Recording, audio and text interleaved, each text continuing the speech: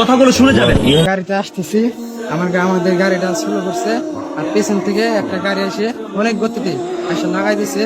আর আমি গাড়ির কেবিনের উপর ছিলাম ট্রাকের, আমি মাঝখানে পড়ে যাই গরুর, আমি লাফ দেই ওইটা। তারপর আমার এক ফুপা বলছে, আরিফুল তোর বাপের বাচ্চা। তারপরে আমার আব্বুর কাছে গেলাম, আমার আব্বু দেখি এক পাশে শুয়ে রয়েছে, মানে বসে আছে। তারপর আমি তুললাম, তুলে দেখি আব্বার জান আছে অল্প, যায় আর আসে। এবার পানি নিলাম, আমার কাকারে বললাম, কাকা আব্বারে ধরেন আমি পানি নিয়ে আসি। এক টাকি ড্রাইভার আমি বললাম, ভাই আমার পানি দেন, পানি লাগবে। পানি দিল এক বোতল, আমি ওই পানি নিয়ে মাথায় দিলাম, দুটোবেলা খাওয়াইলাম।